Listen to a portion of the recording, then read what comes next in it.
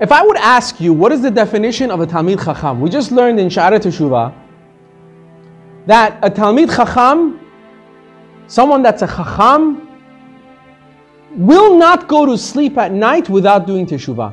What is the definition of a Talmid Chacham? If I would ask you that, probably 99.9% of people in this room would say a Talmid Chacham is Mishe Kana Chokhmah, somebody that has Chokhmah, wisdom. Wisdom of what? Torah. Someone that learns Torah day and night, finishes Shas, learns everything, learns all the Mefarshim, is a Talmid Chacham. And that is the person that we're talking about when we say a Talmid Chacham does not put their head down to go to sleep without doing Teshuvah. That's a Talmid Chacham. However, there's different definitions given by the Chachamim. There's a Gemara about two Chachamim that talk about. One of the Chachamim walk in and there's two Chachamim there. And one of them says, let's stand up for him. He says, why should we stand up? So he answers, because he is a Yirat Shamayim. He has fear of heaven. And the other one says, we'll stand up for him because he's a Talmid Chacham. So the first one turns to him and he says, you just brought him a level down. When I said let's stand up for him because he has Yirat Shamayim, that was a level higher than what you said about him being a Talmid Chacham. So what does that tell us? Listen. This tells us you could know all of Shas.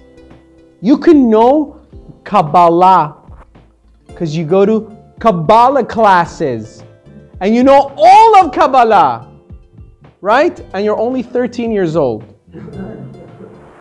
And you know all of Kabbalah, you are not a Talmid Chacham. If you are missing Yirat Shamayim. If you don't have fear of heaven, you're not considered a Talmid Chacham. It's a huge deal. Once again, you could be writing your own Chidushim already. You could be a genius. You could be writing your own, you could become a Mefarsh, you could become a commentary on the Gemara. You'll have so much information. But you're not, according to Chachamim, you're not considered Talmid Chacham. Because if you don't have Yirat Shamayim, you have nothing. Why? Are we saying that if a person doesn't know the Torah, doesn't know all of the Torah, but he's a Yirat Shamayim, he has fear of heaven, are we saying he's greater than a Talmid Chacham? No. We're not saying that. I'm not saying go to people and say, Qalbet khub bashe. Have a good heart, everything good, thank you. That doesn't work. You know why? Because Yirat Shamayim without Torah does not exist. You could have Torah and not have Yirat Shamayim. You could have the knowledge of all of Torah but not have fear of heaven. However, you cannot have fear of heaven without having Torah. Because the Torah is what teaches you fear of heaven. The more you learn Hashem's knowledge, the more of awe you're going to be of Hashem. If you don't have His knowledge, you're not going to understand what it means to really be at awe of HaKadosh Baruch Hu. I heard one time, Hasidic Rav, Hasidim, the Rebbes, they have their Hasidim around them all the time, and who sits next to the Rebbe, you're a very high level person if you get to sit next to the Rebbe at a tish or at an event.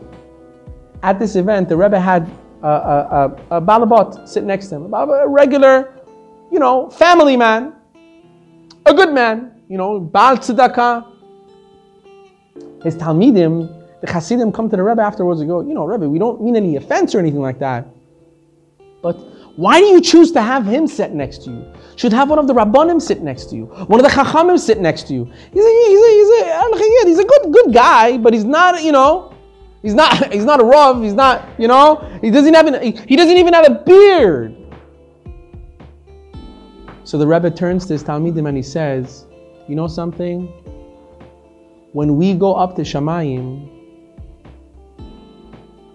the Malachim and HaKadosh Baruch Hu is going to ask us, beard, where is the Talmid Chacham? When he goes to Shamayim, God's going to say, Talmid Chacham, Where's your beard? You see, there's a big difference. Beard grows on its own. Yirat Shamayim takes work. Somebody could have all of the Torah knowledge in their mind, but they're still an ignoramus. They still don't know how to have respect. They don't know how to treat other people right. That means the Torah didn't sit right. Somebody comes to the Kutzke Rebbe once and he says, I finished all of Shas. I learned all of Shas. The Kutzke Rebbe turns to him and he says, and what did all of Shas teach you? You could finish all of Shas all you want. What did you take from it? Did it make you a Yirat Shamayim or not? Yirat Shamayim or not? That's what matters. There's a very famous story in the Gemara, I'm not going to go fully into it, between Rabbi Eliezer and the Chachamim. Everybody knows this story. Rabbi Eliezer had an argument about a tanur, about an oven. Whether this oven is tameh or not. Whether it's impure or not. Does it give impurity to things that are placed inside the tanur or not? The Chachamim said it's completely tameh, it's impure. And Rabbi Eliezer says it's not tameh, it's completely pure. It's tahor.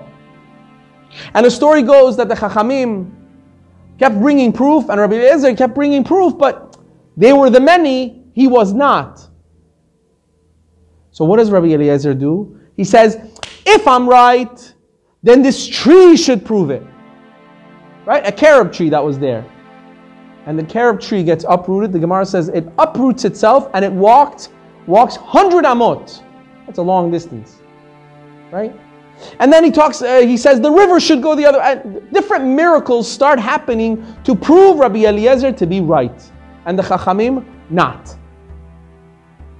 However, the Chachamim say, we don't answer to miracles. Lo b'shamayim, the Torah is not in heaven. Hashem gave us the Torah, and He gave us the rule book for the Torah. And the rule is that you go according to majority. We're the majority. This is the way we understand the halakha. We can't understand it how you understand it. Therefore, we have to go according to what the Torah is teaching us. So they ask a question. Didn't Rabbi Eliezer know this? Didn't he know that we go according to the majority? So why was he being so stubborn with the Chachamim? Why did he feel that he has a right to argue with them about this idea? Why? He was a Rav himself. He understands the rules. This is the rule of the game. Whenever you have the majority that have a halakha, you can't argue with it anymore.